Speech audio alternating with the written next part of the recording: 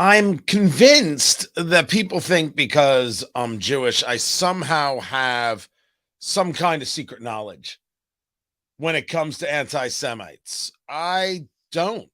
You see them as well as I do, and I don't know if you're Jewish or not. You know it when you see it.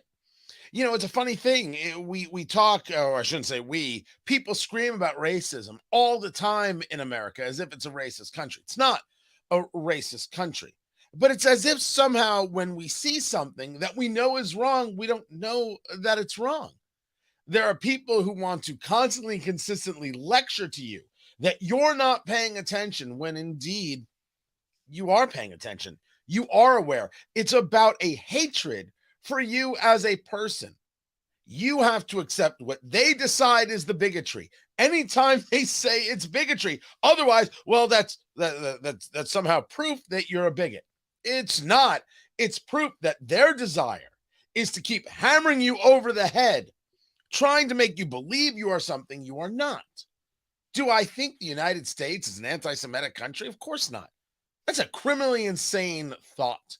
When I was 17, got back from a trip to Israel. I went with a youth group to Israel and got back to learn that someone in my growing up town of Middletown, New Jersey, had burned, utilizing chemicals, burned swastikas into our lawn.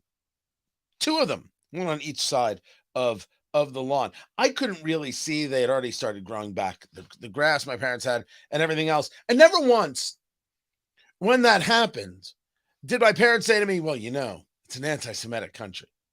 Never came out of their mouths. Never, ever, ever once got said, because it's not an anti-Semitic country, just like it's not a racist country. You wouldn't know that if you had heard Representative Tlaib or Representative Ocasio-Cortez or Representative Pressley or Representative Bush screaming and yelling because Representative Ilhan Omar got removed from the House Foreign Affairs Committee by a vote of the Congress, a vote that I didn't even think was necessary, but they wanted to do it via vote. They did it via vote, and they made the right decision. Guys, welcome to the show presented by Americans for Prosperity, AmericansForProsperity.org, economic liberty, free speech. Free speech should always be our watchword. Free speech matters, and I should state that Representative Ilhan Omar can say anything she wants. She wants to talk about Jews hypnotizing members of Congress. It's all about the Benjamins. She wants to say, instead of who's guilty and responsible for September 11th, that some people did something. She's more than welcome to say whatever she likes, just like I am, just like you are. However, that doesn't mean that there isn't a reaction that comes with the speech. That doesn't mean that there isn't a consequence that comes with the speech. If I'm under contract, as I am with an employer, and I go on a tear about Lord only knows what, using 4-letter or 5-letter words, it's very possible that I lose my job. I have a right to say it, but that doesn't mean that there aren't consequences to the things that are said. I understand this, and I think rational people understand this. But those rational people are not members of Congress who were there to defend Ilhan Omar, not saying, hey, she made a mistake. No. By telling the rest of us that we're bigots for noticing. A blatant double standard is being applied here. Something just doesn't add up. And what is the difference between Rep. Omar and these members? Could it be the way that she looks? Time is expired. Could it be her religious practices? Could it be? 15 seconds. Because it's clear, if she were on the other side of the aisle, we would not be having this debate today. That is absolutely clear. When other people on the other side of the aisle, meaning Republicans, did something Democrats don't like, they were removed from all committees. That's what happened to Marjorie Taylor Greene, and that's what happened to Paul Gosar. Now, I'm not the biggest fan of Representative Marjorie Taylor Greene. I never have been. I always assumed she was going to vote for things that I would like in terms of policy, but she wasn't my person. I don't like the way she approaches things. I don't like the way she explains things, and I don't bloody know what a Jewish space lasers are. No one gave me the memo, and I attend all the Jewish meetings. She didn't get removed from a committee. She got removed from all committees. That's not what's happened to Representative Ilhan Omar. Her anti-Semitism is a problem when we're talking about the House Foreign Affairs Committee, and that's the committee she's being removed from. Not all committees. She can be part of another committee. It's this committee specifically. She is Muslim. That much is true. Actually, you should note that Representative Omar, and I've said this on my radio shows many times, should be an incredible story. Just like Representative Ocasio-Cortez is an incredible story. A bartender runs for Congress and wins?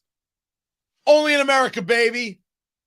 A Somali refugee comes to America, a nation that welcomes her with open arms, and gets an education and runs for Congress and wins? Only in America, baby. These should be prime examples. I don't know why they're so unbelievably hateful people in terms of their policies and attitudes, but it is. I don't know why Ilhan Omar is such an anti-Semite. I don't know why Representative Ocasio-Cortez hangs out with people like Jeremy Corbyn, but she does. And that's on them. They are responsible for their actions. What's interesting is that Gregory Meeks, when he started his talk, the congressman from New York, he said it's not deniable that Representative Omar said some anti-Semitic things. You mean you admit it? But then you go on to say, but she apologized for those things. And, you're looking for grace, are you? You're looking for grace. You look for grace to say she apologized, and that's the only thing that matters, and then make the claim that the people who don't accept the apology are just mad because she's a Muslim woman. Doesn't seem to me like you're looking for grace. It seems to me like you're making excuses, and she hasn't actually had to deal with the responsibility of what her words actually meant and said, and possibly did for a lot of people. Jews and non-Jews alike. But Meeks wasn't the only one to lose his mind. Representative Cori Bush. St. Louis and I rise in support of Congresswoman Ilhan Omar. I've been to her district. I've spoken with her constituents. We visited marginalized communities globally together. This institution is better because of her leadership, and the Foreign Affairs Committee benefits from her perspective. So let's talk about what's really happening. Republicans are waging a blatantly Islamophobic and racist attack on Congresswoman Omar. And I've said it before, I will say it again. The white supremacy happening is unbelievable. This is despicable.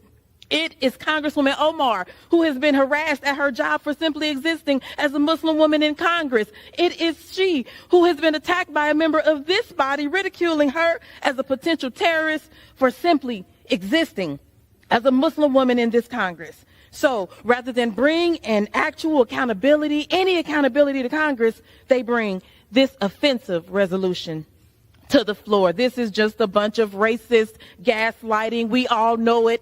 Vote no. Now, if somebody called Representative Omar a terrorist, that's ugly stuff.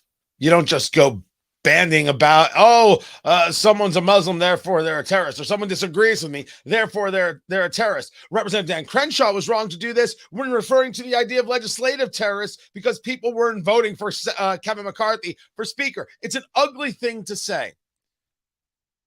But it's white supremacy? No. If you want responsibility, tell Ilhan Omar to just deal with the fact that she's getting kicked off this committee for her anti-Semitism, for her bigotry. She did it. There may very well in this life be a consequence to the action. But why should she have to take responsibility? And why should Representative Cori Bush have to look at her friend and say, sometimes these are the things that happen? No, better to just say, you don't like her because she's a Muslim. You're all white supremacists. The same boring, nonsensical, bullcrap rhetoric continuing. You actually think that she wants to bring a nation together? You're out of your mind. Responsibility is a big deal. And not enough people take it. She's got to deal with the consequences of her actions. Instead, Cori Bush says, you are the problem. In this case, Republicans are the problem. And that was nothing compared to Rashida Tlaib. Desperation. So desperate to distract the American people from their total inability to govern. The GOP is now doing what it is best at. Weaponizing hate against a black, beautiful Muslim woman. Congresswoman Omar's lived experience as a refugee and a child of survivor of war should be welcomed on this committee. It is needed. When you can't pass any bills that actually improve the people's lives, they turn to Congress. They turn Congress into a place of fear-mongering hate. It is so painful to watch. How ironic that the so-called lovers of personal freedom are now moving to censor Congresswoman Omar in the same week they introduced a bill to ban federal employees from engaging in censorship. Where are the free speech warriors today? The hypocrisy is obvious to the American people. You are showing who you all are, really. The gentlewoman's time has expired. Omar will not be silenced. The gentlewoman's time has expired. Congresswoman Omar, The I am gentlewoman's so sorry, time has sis, expired. that our country is failing you today through this chamber. You belong The gentlewoman in is that no committee. longer recognized. Wow. There's a lot of crying and a lot of screaming. But I gotta take a little umbrage there with your passion, Representative Tlaib, when you talk about Congress becoming a place of fear-mongering hate, and that's what the Republicans are bringing. When you entered Congress, of course you entered Congress letting your kids know that you were going to impeach the mother blanker, right? There was no question. You were coming in to impeach Trump. You didn't even want to know what happened. You actually didn't want facts. All you wanted to do was this thing. But let's get to the fear-mongering hate. You entered Congress. You walked into your office. And the first thing you did was take a Post-it note.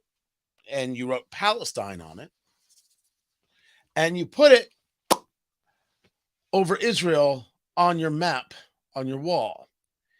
You quite figuratively and literally wiped Israel off the map. Do you want to tell me more about fear-mongering hate? I always wondered why it is that Rashida Tlaib is still on committees. The organizations you speak to, they're referring to Israel as an apartheid state, which is not just a lie, it's despicable. You want to wipe Israel off the map. You did it. You actually did that in your office. So forgive me if I don't take a look at your statements here and your tears and feel anything but, man, she really doesn't even recognize her own dealings and doings. Representative Omar lives with the consequences of her actions, and not everybody is so willing to forgive the bigotry. They will claim bigotry, but they won't hold accountability for bigotry. And I don't see why I should have to be the one to forgive it. And clearly, those members of the House of Representatives, the only place where there's actually true democracy going on, they didn't feel they had to either. Then came Eric Swalwell. Now, I must tell you, that after you watch this, you will have less testosterone than when you started. That includes you, ladies. Hold on to your hats. Is recognized for 1 minute. Madam Speaker, when I heard that we're going to remove a member of this House from their committee for anti-Semitism, I raced down here because I thought, finally, in this chamber, there's going to be some accountability from this conference that continues to allow its members to root for rioters, to show sympathy for the insurrection, a conference that harbors a wanted international criminal and has members who choose violence over voting every single day, finally. And so I thought, we're going to hold someone accountable for anti-Semitism. Surely it's the author of this tweet. Kanye, Elon, Trump, October 6th, written by Chairman Jim Jordan. October 8th, what does Kanye say? I'm going to declare DEFCON 3 on the Jews. So surely this tweet came down, right? Came down, was deleted. No. 2 more months it was kept up. 2 more months. So don't come here looking at us for anti-Semitism. Look in your own damn mirror before you ever come over here. And I yield back. He's so street. My gosh. Could you think of anybody else you would most desperately not want to have your back in a street fight? Don't be looking over here. The tweet aged poorly. But since Kanye didn't say that until October 8th, nobody was thinking of him as an anti-Semite when it was written on October 6th. And if the House Judiciary GOP is writing something, well, I don't know if they should delete the things. They wrote what they wrote. And then you can ask questions about it and go back. I don't think deleting something is necessarily your answer here. And oh, by the way, none of that changes what Representative Ilhan Omar said. And if we're going to talk about the importance of taking responsibility, what did you do with a Chinese spy? You see, people are convinced that he slept with a Chinese spy. And I just heard that man try and get all tough. And I'm here to tell you, there's no way he made it with a Chinese spy. He was not up to it. I said it and I meant it. Enjoy. Personal responsibility matters. And none of the Democrats I just shared with you think that Representative Omar should have to take any. It's one committee, guys. Not all committees. One committee. One. It seems to me that if you had just said, you know what, we don't think she should be removed from the committee, but there's a culpability for actions here. You got to take responsibility. And Representative Omar is great, and she'll be back. And when we take back the House, we can't wait to have her on the committee. You would have been like, okay. And that's it. But this screaming and yelling and what did somebody refer to it as? Crocodile tears? Did I see that somewhere? James there on Rumble, rumble.com/Tony Katz. You should subscribe, guys. You should subscribe and subscribe immediately, if not sooner. Yeah, we're not buying in. You didn't move us one bit. All you did, political left, was scream the same things that you always scream. If it wasn't this, it was going to be something else. Was there going to be a moment where Representative Cori Bush didn't call us white supremacists? Was there going to, and by the way, doesn't matter color of skin. If you disagree with her, you're a white supremacist. If you disagree with her, you see that's how white supremacy has gotten into the system, and you're just an agent of it because it props you up, or whatever it is they're going to say. There's not a moment that the political right isn't going to be called bigots. That's what they do. Why engage responsibility when you can go on the attack? And if it wasn't this, it would have been any other thing that they decided was the thing at that moment. So no, we're not going to pay too much attention to your tears. Joe Biden was asked his thoughts, but he was a little busy with this. More than half the women in my cabinet, more than half the people in my cabinet, more than half of the women in my administration are women. Wait, do I have to play that again? What's the ruling? I'll play it again. All right, I'll do it. More than half the women in my cabinet, more than half the people in my cabinet, more than half of the women in my administration are women.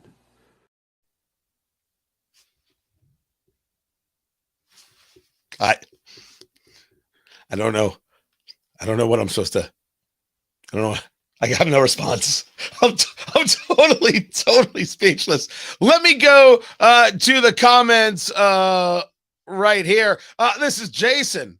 I don't think it's that Jason Miller, but good to see you, Jason. Let's pick people who are actually good at the job. We should all pick people who are actually good at the job. You're not going to get me to disagree with that. Liberals got to act outraged. Acting outraged, we should be clear, is not specifically the purview of the political left. Very often we see people acting outraged. This was a lot of not acting. I was going to say this was a lot of acting. No. This was not acting. This was standard. When you base your entire existence on emotion and not on facts, logic, reason, and not on responsibility, well, this is what you get. Something didn't go your way, so you have this emotional outrage. Well, that's standard. That's normal. What? You don't like that? Well, you must be a racist too. So it's not a question of acting outraged. They have no other way of acting. when you aren't based on something, right? When you don't have a core philosophy that you can go back to, when you can't control or handle or channel your emotions, this is what you get. And channeling emotions, handling your emotions is not the thing that moves them, that works for them. Everything has to be emotional to try and gin up other people. That's why everything is racist, everything is bigoted, everything is sexist. It was Representative Ocasio-Cortez. You just hate women of color.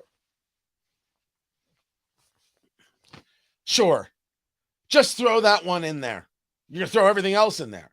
This is why so many of them are not taken seriously. And this is why for so many Americans, regardless of the color of their skin, regardless of anything else, these screams of bigotry fall on deaf ears.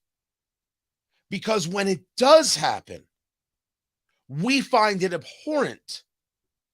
When it does happen, we want to be shoulder to shoulder with you. But you make it impossible if you think everything is the thing.